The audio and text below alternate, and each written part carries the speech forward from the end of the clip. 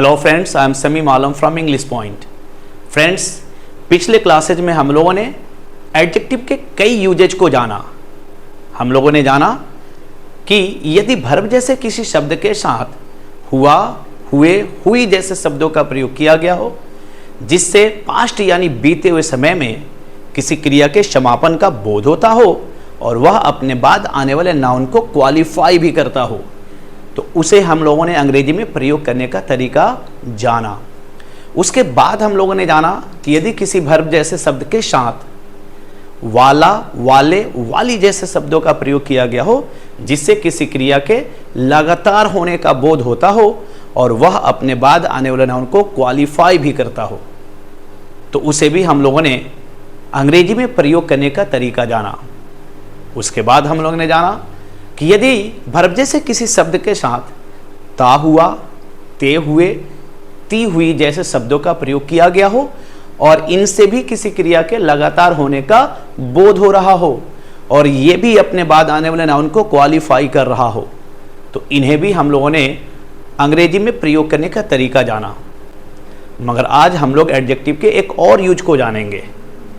बताया गया कि यदि किसी एडजेक्टिव के ठीक बाद किसी नाउन का प्रयोग किया गया हो, परंतु वह एडजेक्टिव वर्ब से बना हुआ एडजेक्टिव नहीं हो, यानी वह एक ऐसा एडजेक्टिव हो जो अपने बाद आने वाले नाउन को क्वालिफाई कर रहा हो, यानी वह अपने बाद आने वाले नाउन के गुण बता रहा हो, या वह अपने बाद आने वाले नाउन की स्थिति यानी अवस्था बता रहा हो, या फिर वह अपने बाद आने वाले नाउन के कलर यानी रंग के बारे में बता रहा हो, और वैसे किसी एडजेक्टिव के साथ वाला, वाले, वाली जैसे शब्दों का प्रयोग किया गया हो, तो उन्हें अंग्रेजी में हम कैसे प्रयोग करेंगे, आज हम इसके बारे में जानेंगे।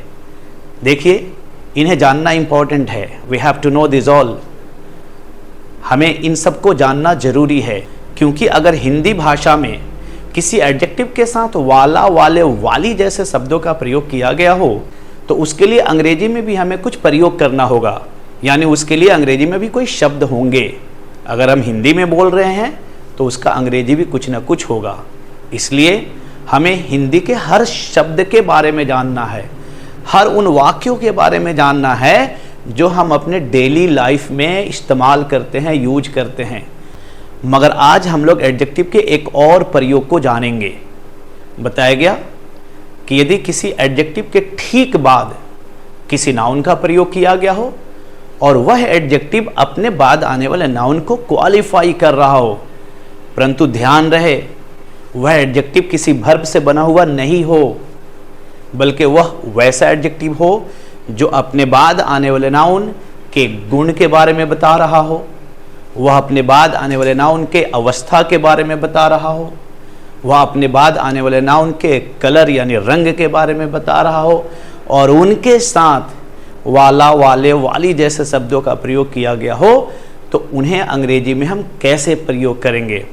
देखिए, एक और बात है, हमें हिंदी के हर वाक्य के बारे में जानना है कि उसका अंग्रेजी में क्या होना चाहिए, हमें उसे अंग्रेजी में कैसे ट्रांसलेट करना है, कैसे प्रयोग करना है, क्योंकि हम एक भाषा सीख रहे हैं। जैसे हम हिंदी भाषा बोलने में हमें कभी कोई कठिनाई नहीं होती है। कोई भी शब्द आता है, कैसा भी वाक्य आता है, किसी भी तरह का सिचुएशन होता है, हम उसे डील कर लेते हैं। हिंदी बात करते समय कैसा भी शब्द, कैसा भी वाक्य आता है, हम आसानी से बोल लेते हैं। उसी तरह से हमें अंग्रेजी में भी हर शब्द, हर वाक्य को जानना है कि इन्हें अंग्रेजी में हम कैसे प्रयोग करेंगे। Learning everything is very very compulsory because we are learner of English. We know how to speak Hindi very well. We don't get any problem to speak Hindi, but of course we get many problems to speak English because Hindi is our own tongue. Hindi is spoken in our family, in our society, in our schools and colleges, and we know how to speak Hindi since our childhood. After our birth we started to listen Hindi language by our mother, by our family member. That's why we know how to speak Hindi easily. We don't get any problem while talking in Hindi. But of course we get many problems to speak English. While talking with someone, many of the words we don't know how to speak. We don't know what is the English of that word, so we get problem. That's why सभी को जानना हमारे लिए जरूरी है।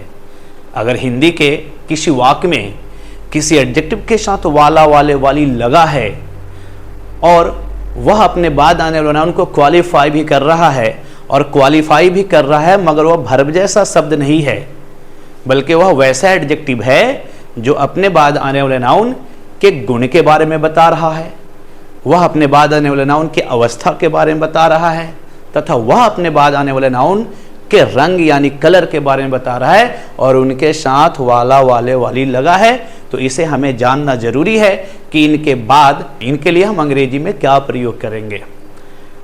Listen carefully about it, ध्यान से सुनेंगे कि हम इसे अंग्रेजी में कैसे बनाएंगे, हमें इनके लिए अंग्रेजी में क्या प्रयोग करना है।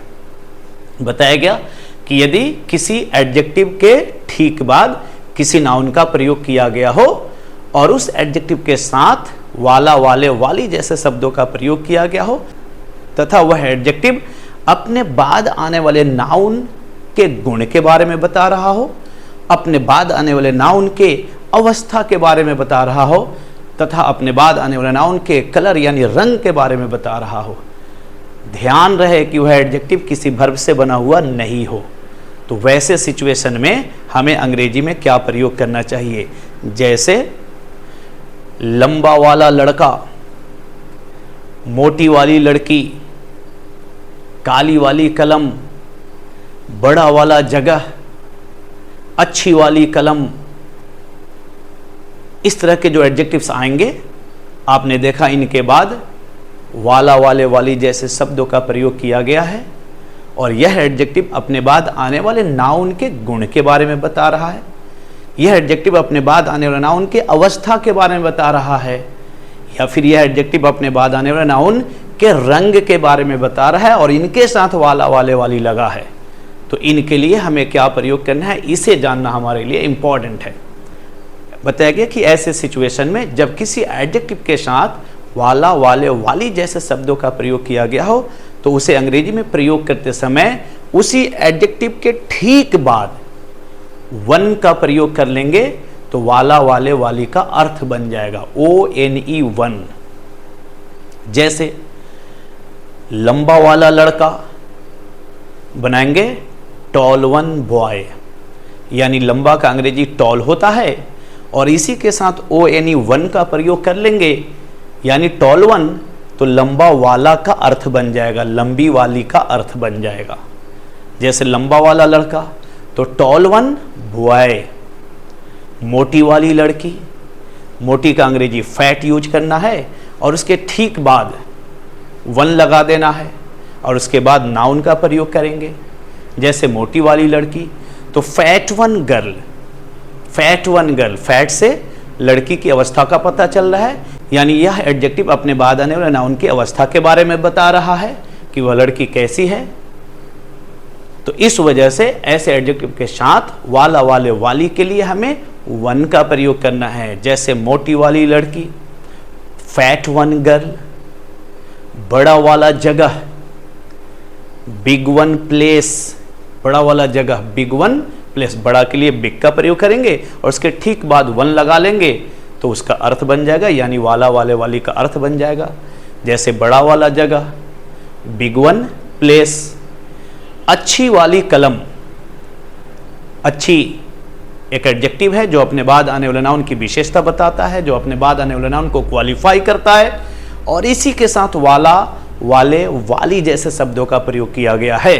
इसलिए जब अच्छी वाली कलम का अंग्रेजी हम बनाएंगे तो लिखेंगे गुड वन पेन, यानी गुड के साथ वन का प्रयोग करके फिर उसके बाद आने वाला नाउन का प्रयोग कर लेंगे। जैसे अच्छी वाली कलम तो गुड वन पेन।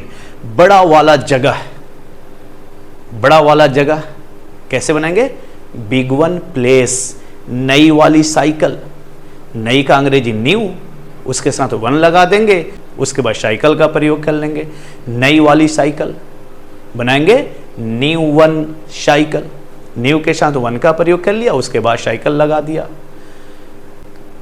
काली वाली कलम, काली एक एडजेक्टिव है जो अपने बाद आने वाले नाउन के रंग के बारे में बता रहा है, तो अब इसके साथ हम वन का प्रयोग करके वाला वाले वाली का अर्थ बनाएंगे। जैसे काली वाली कलम, तो ब्लैक वन पेन, अच्छा वाला लड़का, गुड वन बॉय, लाल वाली कलम, रेड वन पेन। तो इस तरह से आप वैसे एडजेक्टिव के साथ वाला वाले वाली के लिए वन का प्रयोग करेंगे जो एडजेक्टिव अपने बाद आने वाले नाउन की विशेषता बता रहा हो, जो एडजेक्टिव अपने बाद आने वाले नाउन के गुण के बारे में बता रहा हो, उसके अवस्था के बारे में बता रहा हो, या उसके रंग के बारे में बता रहा हो।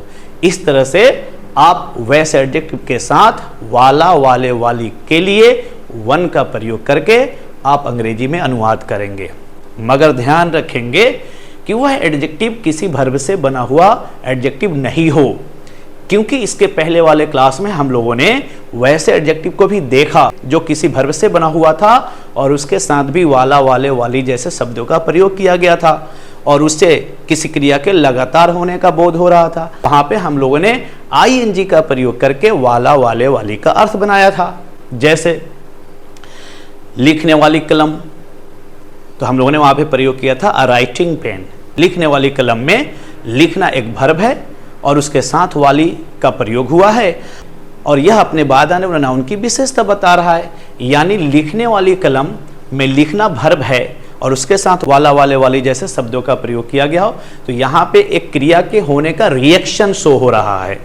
इसी वजह से वहां पे हम लोगों ने आईएनजी का प्रयोग करके वाला वाले वाली का अर्थ दिया। मगर यहाँ भी एडजेक्टिव के साथ वाला वाले वाली लगा हुआ है, मगर ये एडजेक्टिव वह एडजेक्टिव है जो अपने बाद आने वाले नाउन के गुण के बारे में बता रहा है, जो अपने बाद आने वाले नाउन के अवस्था के बारे में बता रहा है, जो अपने बाद आने वाले नाउन के कलर यानी रंग के बारे में बता रहा है। तो ऐसे एडजेक्टिव के साथ हमें वन का प्रयोग करके वाला वाले वाली का अर्थ देना है।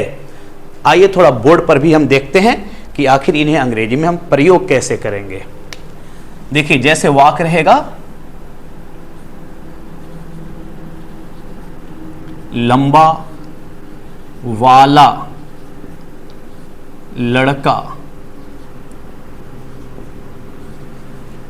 लंबा एक एडजेक्टिव है जो अपने बाद आने वाले नाउन लड़का को क्वालिफाई कर रहा है और इसके जस्ट बाद वाला वाली जैसे शब्दों का प्रयोग किया हुआ है। लंबा जो शब्द है अपने बाद आने वाले नाउन की विशेषता बता रहा है और इसके साथ वाला वाले वाली जैसे शब्दों का प्रयोग किया हुआ है, यानी इसके साथ वाला शब्द लगा हुआ है।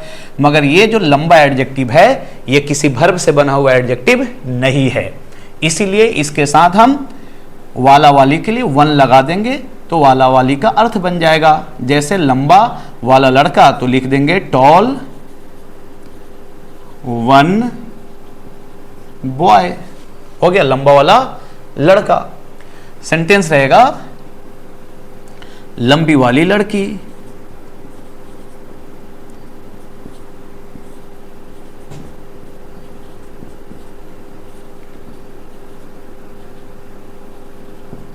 लंबी वाली लड़की। इसमें भी लंबी जो शब्द है अपने बाद आने वाले नाउन की विशेषता बता रहा है और इसके साथ वाली शब्द का प्रयोग हुआ है। मगर यहां पे जो लंबी शब्द है ये किसी वर्ब से बना हुआ एडजेक्टिव नहीं है, इसलिए यहां पे भी हमें टॉल का प्रयोग करके वाली के लिए वन का प्रयोग कर लेंगे और उसके बाद वाले ना और उसके बाद आने वाले नाउन का प्रयोग कर लेंगे बॉय। हो गया टॉल वन बॉय। सेंटेंस रहेगा बड़ा वाला जगह। बड़ा वाला जगह। अब बड़ा वाला जगह, बड़ा एक एडजेक्टिव है जो अपने बाद आने वाला नाउन को क्वालिफाई कर रहा है और इसके साथ वाला शब्द लगा हुआ है। बड़ा के बिग का प्रयोग करेंगे और इस वाला के लिए वन शब्द का प्रयोग कर लेंगे, बिग वन, और उसके बाद प्लेस। बिग वन प्लेस, बड़ा वाला जगह। सेंटेंस रहेगा अच्छी वाली कलम। अच्छी वाली कलम। अच्छी जो शब्द है कलम की विशेषता बता रहा है और ये अच्छी शब्द किसी वर्ब से बना हुआ एडजेक्टिव नहीं है, इसलिए यहां पे भी हम लोग अच्छी के लिए गुड लिखेंगे और वाली के लिए वन, गुड वन, उसके बाद पेन, गुड वन पेन, अच्छी वाली कलम। सेंटेंस रहेगा काली वाली कलम। फिर से देखेंगे, काली जो अपने बाद आने वाले नाउन कलम के रंग के बारे में बता रहा है, ठीक इसके बाद वाली जैसा शब्द लगा हुआ है। फिर से हम काली के लिए ब्लैक शब्द का प्रयोग करेंगे और उसके बाद वाली के लिए वन लगा देंगे, ब्लैक वन, उसके बाद पेन। जैसे लाल वाली कलम, लाल वाली कलम। अब लाल जो शब्द है अपने बाद आने वाले नाउन के रंग के बारे में बता रहा है, यानी ये भी वही एडजेक्टिव है जो किसी वर्ब से बना हुआ नहीं है। इसलिए यहां पे लाल के लिए हम रेड का प्रयोग करेंगे और वाली के लिए वन का प्रयोग करेंगे, उसके बाद पेन। जैसे वाक्य रहेगा मोटी वाली किताब, मोटी वाली किताब। देखिए, मोटा मोटी शब्द का प्रयोग अगर किसी वस्तु के लिए किया गया हो, किसी पेड़ पौधे के लिए किया गया हो, तो वहां पे मोटा मोटी का अंग्रेजी फैट नहीं प्रयोग करना है, वहां पे मोटा मोटी के लिए हमें थिक का प्रयोग करना है। हिंदी के एक शब्द के कई सारे अंग्रेजी होते हैं जिनका प्रयोग सिचुएशन के अनुसार किया जाता है। इसलिए यदि मोटा मोटी जैसे शब्दों का प्रयोग किसी वस्तु के लिए किया गया हो, पेड़ पौधे इत्यादि के लिए किया गया हो, तो वैसे सिचुएशन में मोटा मोटी के लिए हमें थिक का प्रयोग करना है। यहाँ पे मोटी जो शब्द है अपने बाद आने वाले नाउन किताब की अवस्था के बारे में बता रहा है, इसलिए यहाँ पे हमें मोटी के लिए फैट का प्रयोग नहीं करना है बल्कि थिक का प्रयोग करना है। और इसके जस्ट बाद हमें वाली के अर्थ में वन का प्रयोग कर देना है, तो हो जाएगा थिक वन। और उसके बाद बुक। जैसे मोटा वाला, जैसे मोटा वाला लड़का, यहां पे मोटा लड़का शब्द के लिए प्रयोग हुआ है, यानी यहां पे मोटा शब्द का प्रयोग किसी व्यक्ति के लिए किया गया है। जब मोटा शब्द का प्रयोग किसी व्यक्ति के लिए किया गया हो या जानवर के लिए किया गया हो, तब हमें मोटा या मोटी का अंग्रेजी फैट प्रयोग करना है। अन्यथा जब मोटा मोटी जैसे शब्दों का प्रयोग किसी वस्तु के लिए किया गया हो, पेड़ पौधे के लिए किया गया हो, तो वैसे जगहों पे हमें मोटा मोटी के लिए थिक शब्द का प्रयोग करना है, मगर यहाँ पे हमें मोटा के लिए फैट लगाना है। किसी व्यक्ति या जानवर के लिए मोटा का अंग्रेजी या मोटी का अंग्रेजी फैट होता है। इसलिए जब यहाँ पे हम मोटा का अंग्रेजी लिखेंगे, देखिए यहाँ पे मोटा के जस्ट बाद लड़का शब्द का प्रयोग हुआ है, एक नाउन का प्रयोग हुआ है, और इसी के बाद वाला वाली जैसे शब्दों का प्रयोग किया गया है। अब हमें यहाँ पे मोटा के लिए फैट का प्रयोग करना है और उसके बाद वन लगा देना है, फैट वन, उसके बाद बॉय।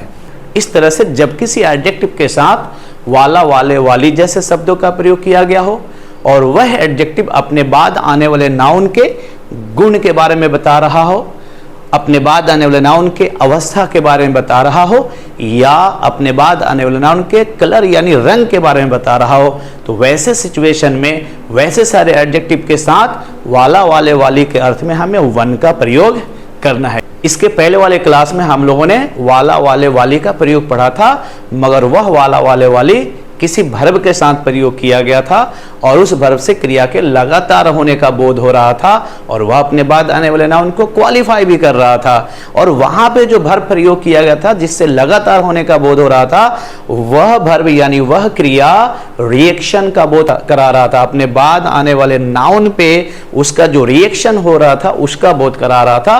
तो वहां पे हम लोगों ने उस वर्ब में आईएनजी का प्रयोग करके वाला, वाले, वाली का अर्थ बनाया था।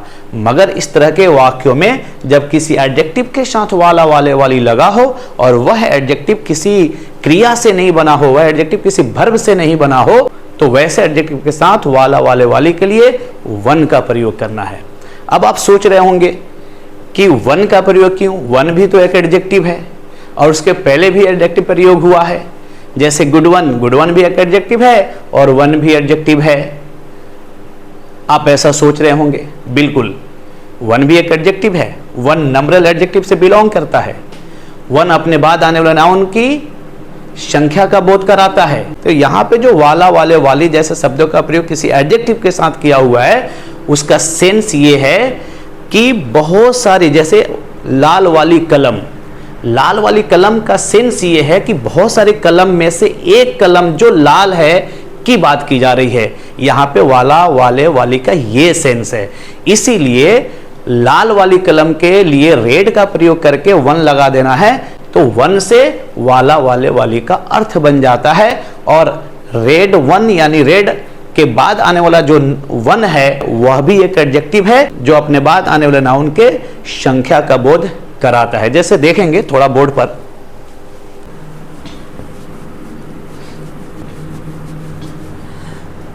लंबी वाली लड़की, अच्छा यहाँ पे एक मिस्टेक हुआ है, उसको थोड़ा देख लेंगे हम लोग। लंबी वाली लड़की हमने लिखा है मगर अंग्रेजी में टॉल वन बॉय लिख दिया है बाय मिस्टेक। यहाँ पे लंबी वाली लड़की के लिए टॉल वन गर्ल लिखना चाहिए था, हमने बॉय लिख दिया था। चलिए कुछ और समझते हैं हम लोग वन के बारे में कि आखिर किसी एडजेक्टिव के साथ वन क्यों लगा है। वन भी एक एडजेक्टिव है और उसके पहले भी एडजेक्टिव ही आया है, तो वन क्यों वाला, वाले, वाली के लिए, थोड़ा इसके बारे में समझना है। देखिए जैसे वाक्य रहेगा, लंबी वाली लड़की, लंबी का अंग्रेजी होता है टॉल, इसके जस्ट बाद हमें वाली के अर्थ में वन लगाना है और उसके बाद नाउन लड़की का अंग्रेजी लिखना है गर्ल। अब थोड़ा और समझ ले कि यहाँ पे टॉल के बाद वन क्यों एक एडजेक्टिव के बाद दूसरा एडजेक्टिव। बिल्कुल ऐसा प्रयोग किया जा सकता है, you can use this one also. जैसे यहाँ पे देखेंगे टॉल जो है अपने बाद आने वाले नाउन गर्ल की अवस्था का बोध करा रहा है कि लड़की कैसी है, उसकी अवस्था कैसी है, उसकी स्थिति कैसी है, तो वो लंबी है। तो ये टॉल जो शब्द है अपने बाद आने वाले नाउन गर्ल की अवस्था का बोध करा रहा है, और ये वन जो शब्द है ये अपने बाद आने वाले नाउन गर्ल के संख्या का बोध करा रहा है। यानी टॉल वन गर्ल, लंबी वाली लड़की, यानी वाक्य में बहुत सारी लड़कियों में से एक वह जो लंबी है की चर्चा हो रही है। इसीलिए बहुत सारे लड़कियों में से एक लड़की का बोध वन करा रहा है। वन जो शब्द है अपने बाद आने वाला नाउन की संख्या का बोध करा रहा है, और ये टॉल जो शब्द है अपने बाद आने वाला नाउन गर्ल की अवस्था का बोध करा रहा है। इसीलिए जब किसी एडजेक्टिव के साथ वाला, वाले, वाली जैसे शब्दों का प्रयोग किया गया हो और वह एडजेक्टिव किसी वर्ब से बना हुआ नहीं हो, बल्कि वैसा एडजेक्टिव हो जो अपने बाद आने वाले नाउन के गुण के बारे में बता रहा हो, या वह अपने बाद आने वाले नाउन की अवस्था के बारे में बता रहा हो, या उसके कलर यानी रंग के बारे में बता रहा हो, तो वहां पे वाला, वाले, वाली के लिए हमें वन का प्रयोग करना है। जैसे लाल वाली कलम,